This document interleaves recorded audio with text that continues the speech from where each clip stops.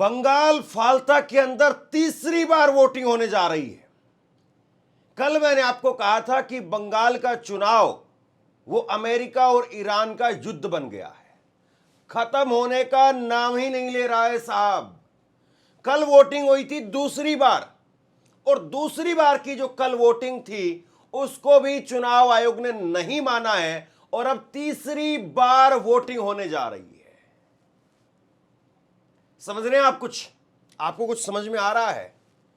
और सबसे बड़ी बात यह है कि कल जो वोटिंग हुई थी उस वोटिंग में 2 विधानसभाओं के सिर्फ 15 बूथ थे, और 15 बूथ में से भी 11 बूथ वो दूसरी विधानसभा के थे, और 4 बूथ, सिर्फ 4 बूथ वो फाल्ता विधानसभा के थे। सिर्फ 4 बूथों पर कल वोटिंग हुई, 90% वोटिंग हुई। लेकिन चुनाव आयोग ने कहा कि चलिए हटाइए, अब 4 बूथों पर दोबारा नहीं करेंगे, सारे 285 बूथों पर फिर से वोटिंग होगी। ये मैं अपनी तरफ से नहीं कह रहा हूं, ये भास्कर की आप हेडलाइन देख लीजिए। ये इस वक्त में पश्चिम बंगाल के अंदर चल रहा है। पश्चिम बंगाल में आप ये बताइए कि इस तरीके से अगर चल रहा है तो कैसे होगा। और अभी तो गिनती बाकी है साहब। गिनती के अंदर जो असली खेला है, जो असली बवाल है, वो तो गिनती में होता है। आप तो वोटिंग ही नहीं करवा पा रहे, गिनती अब कैसे होगी?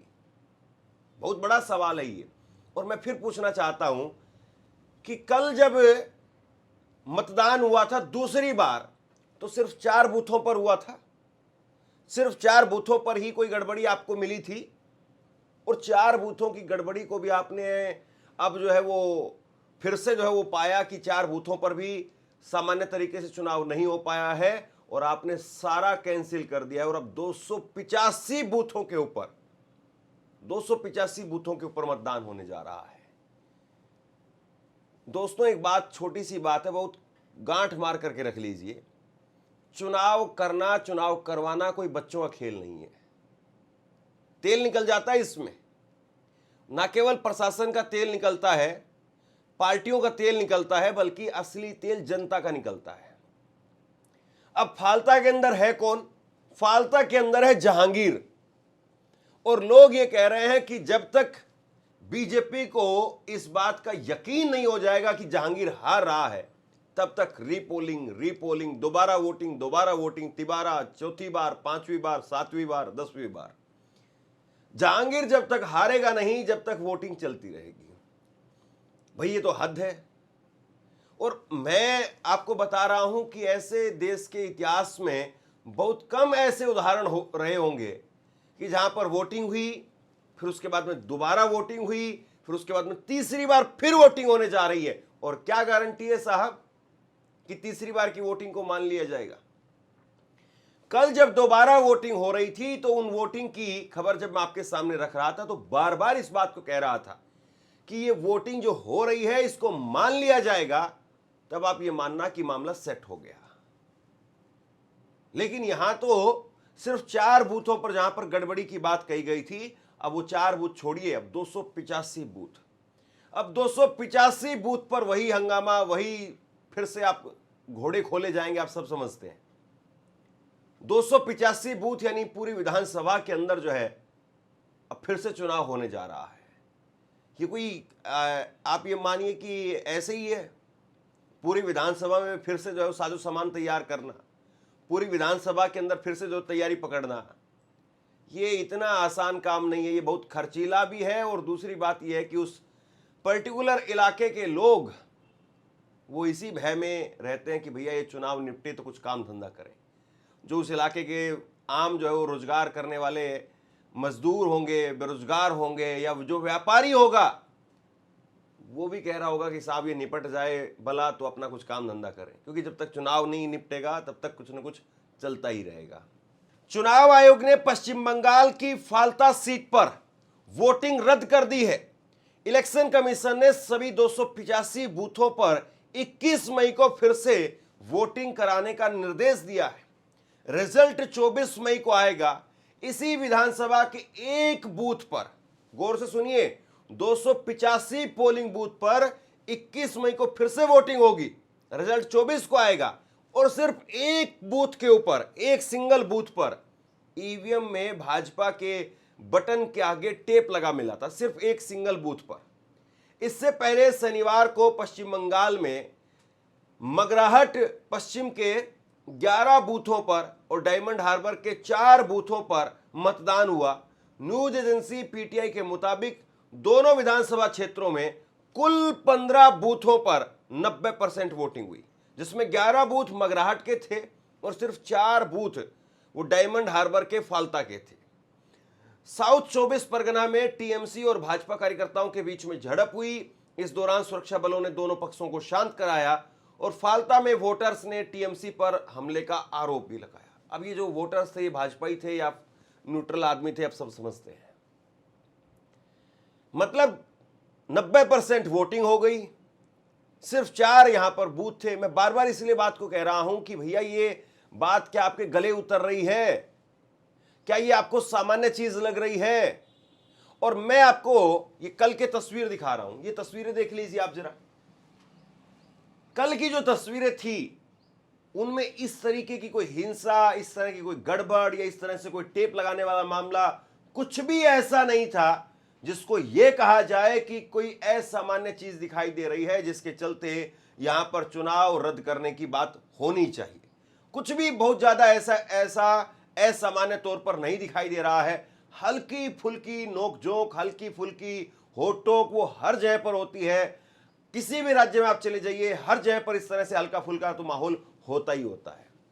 अब साहब बताइए आप, जब हल्का फुल्का माहौल था, हल्के फुल्के वातावरण में वोटिंग हो गई, 90% वोटिंग भी हो गई और भाजपा के हिसाब से तो वो 200 सीट जीत ही रहे हैं, उधर टीएमसी के हिसाब से भी वो 200 सीट जीत ही रहे हैं, तो एक सीट को लेकर के काहे इतना हंगामा है? या उस सीट पर जहांगीर बैठा है और जहांगीर जो है वो किसी को सूट करता है और जहांगीर को बिल्कुल पूरी तरह से मिट्टी में मिला देना है।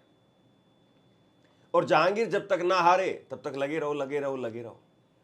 कल भी जो है वो टीएमसी के नेताओं की तरफ से यही कहा गया, मगराट के अंदर जो शांति पांजा है, उन्होंने कहा कि साहब ये 1 बार करवा लें, 2 बार करवा लें, 4 बार करवा लें, नतीजा वही रहेगा।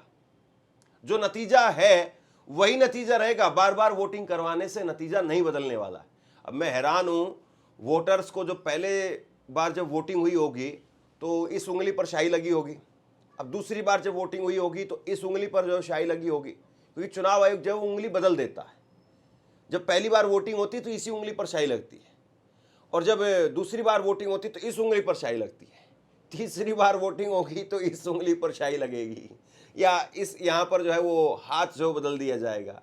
मतलब आप साहब क्या कर रहे हैं, क्या कर रहे हैं आप बताइए? आप ये कहते हैं 1 नेशन 1 इलेक्शन, ये नरेंद्र मोदी जी का फेवरेट जुमला है और इसको लेकर के आप याद करिए कितना तूफान खड़ा किया गया था कि नरेंद्र मोदी सरकार नया कानून लेकर के आ रही है। राष्ट्रपति रामनाथ कोविंद थे उस वक्त में और उनकी अध्यक्षता में जो है वो एक कमेटी बनाई गई, पूरे देश में बैठ के हुई, ये हुआ वो हुआ, और ये एक सीट के ऊपर चुनाव नहीं करवा पा रहे। ये कह रहे पूरे देश में 1 नेशन 1 इलेक्शन करवाएंगे हम, जन विधानसभा के चुनाव, लोकसभा के चुनाव और पूरे देश के चुनाव सब एक साथ होंगे।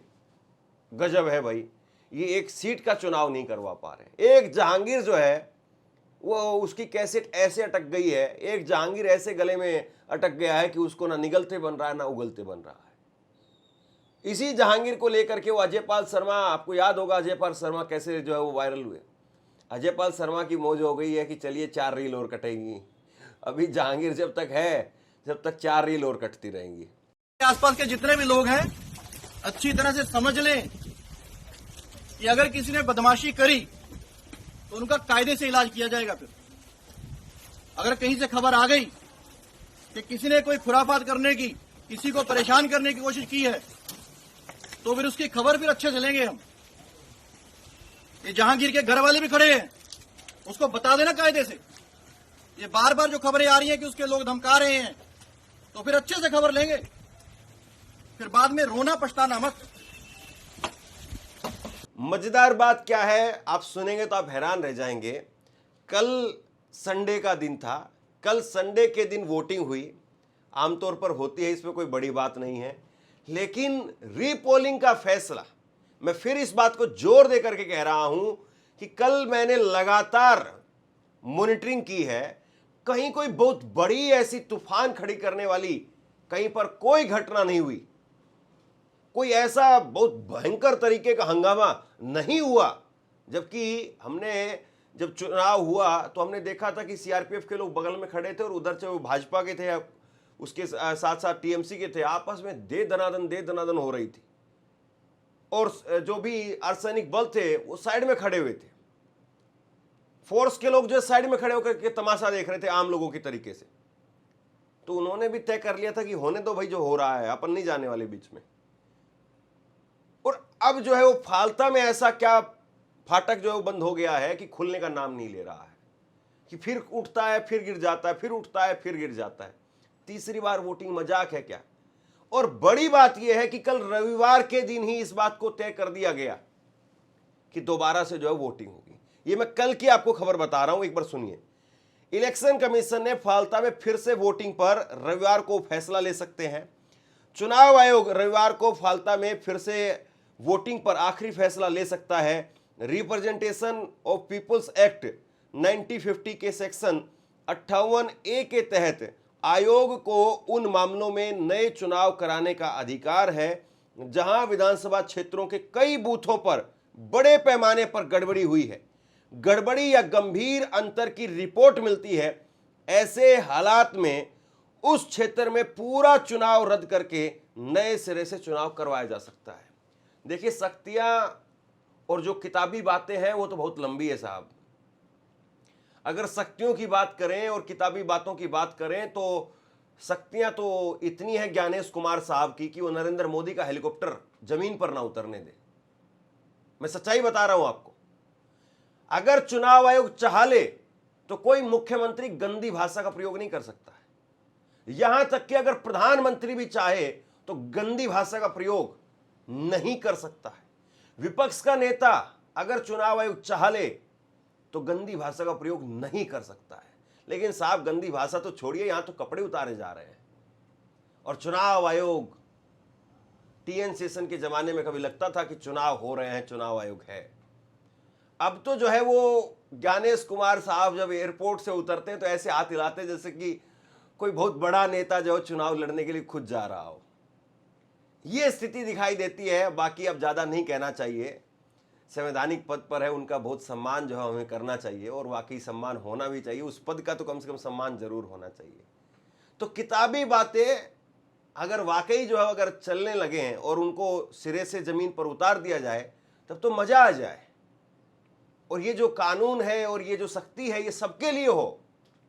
और बड़ी बात पता है क्या है? बड़ी बात ये है कि मैं परसों एक रिपोर्ट आपको दिखा रहा था। कुछ सेकंड के लिए, कुछ देर के लिए, कुछ मिनटों के लिए सीसीटीवी और कैमरे जो बंद हुए थे, 58% की वोटिंग थी। और 58% की वोटिंग बढ़ करके जो है वो करीब करीब 75% के आसपास हो गई। जबकि इतनी वोटिंग जो है वो होने के लिए कम से कम पश्चिम बंगाल की अगर मैं बात करूं तो 2 घंटे कम से कम चाहिए। 20% की वोटिंग कम से कम 2 घंटे में होती है। और अगर किसी दूसरे राज्य में चले जाएं तो वहां पर तो 20% की वोटिंग होने के लिए आधा दिन लग जाता है साहब। जैसे मान लीजिए कि अगर हिमाचल में अगर अपन चले जाएं तो वहां तो ये है कि खींच तान करके शाम तक 60-65% की वोटिंग होती है। तो वहां तो आधा दिन लग जाएगा आपको। 12 बज जाएंगे, 2 बज जाएंगे, जब जा करके पता चलेगा आपको कि हाँ 20% की 40% की वोटिंग हो गई है। तो साहब मतलब समझने वाली बात ये, कल तो ऐसी भी खबर सामने नहीं आई कि कहीं कोई सीसीटीवी बंद हुआ है, कहीं कोई टेप लगी है। बस केवल जहांगीर पर आरोप लगे थे कि भाई हमें मारा जा रहा है, हमें डराया जा रहा है, हमें धमकाया जा रहा है। आरोप और धमकाना 2 अलग अलग बातें। कोई वीडियो भी सामने नहीं आई। कम से कम भाजपा ही कोई वीडियो जारी कर देती कि देखो जहांगीर ऐसे डंडा लेकर के और महिलाओं के पीछे घरों में घुस गया है और डंडा मार रहा है और गलियों में महिलाओं को दौड़ा दौड़ा करके पीट रहा है। ऐसे वीडियो तो हमने पहले देखे थे, जब वो अर्धसैनिक बल के लोग थे वो दौड़ा दौड़ा करके महिलाओं को भगा रहे थे और महिलाएं सड़क पर गिरी जा रही थी, छोटे छोटे बच्चे वो रो रहे थे। ये वीडियो तो हमने पहले देखे हैं। तो उस हिसाब से अगर चलें आप तो आधे बंगाल में वोटिंग रद्द हो जाएगी। आधा बंगाल जो है वो उसमें जहांगीर बैठे हुए हैं। मैं क्यों कह रहा हूं, समझिए जरा इस बात को। पश्चिम बंगाल के अंदर 294 सीटें हैं और 294 सीटों में से 120 सीट ऐसी है जहां पर जहांगीर के समुदाय वाले वो तय करते हैं हार और जीत को। मुसलमान तय करता है, वहां पर मुस्लिम वोटर जो है वो तय करता है हार और जीत को। तो अगर जहांगीर से दिक्कत है, हालांकि चुनाव आयोग कह रहा है कि गड़बड़ियां हुई है, बड़े पैमाने पर हुई है और इसलिए हमने कानून के तहत जो है वो पूरे सीट के ऊपर दोबारा से चुनाव करवाने के निर्देश दिए हैं। अच्छी बात है। अगर कहीं पर कोई गड़बड़ी हुई है, कहीं पर कुछ चुनाव आयोग को लगता है कि अगर कुछ हुआ है ऐसा इसमें एक्शन लेने की जरूरत है तो जरूर लिया जाना चाहिए। लेकिन साहब क्या वाकई फिर इसी पैमाने पर अगर आप चलें कि टस से मस नहीं होने देंगे, इधर से उधर नहीं हिलने देंगे, तो फिर तो मुझे लगता है कि बहुत सारी सीटें ऐसी हो जाएंगी। और ये इतना सब कुछ हो क्यों रहा है, जरा ये बहुत बड़ी बात है, इसको भी तो समझना चाहिए कि इतना सब कुछ जो हो रहा है, वोटिंग एक सीट की नहीं हो पा रही है क्लियर, इसके पीछे मसला क्या है, बहुत बड़ी बात है। तो बहरहाल आप इंतज़ार कीजिए।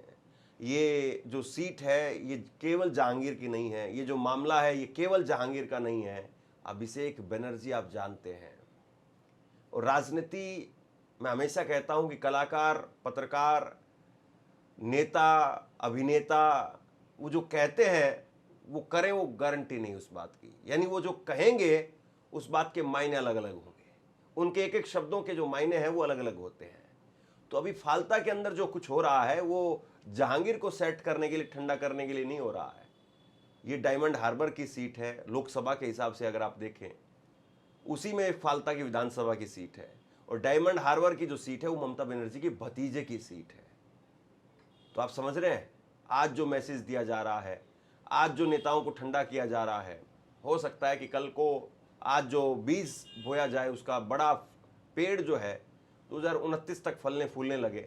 और ममता बनर्जी को हो सकता है कि बीजेपी या उसके लोग ये मानते हों, या उसके जो विचारक हैं वो ये मानते हो, विश्लेषक हों वो ये मानते हो कि ममता बनर्जी को तो अभी निपटा दिया जाएगा और आने वाले समय में अभिषेक बनर्जी को भी यहाँ से निपटा दिया जाएगा। या तो अभिषेक बनर्जी सीट छोड़ करके भाग जाए और फिर उनके पक्ष में ये तमगा लगा दिया जाए कि वो सीट छोड़ करके भाग गए हैं, और अगर वो यहीं रहे तो उनको निपटा दिया जाएगा।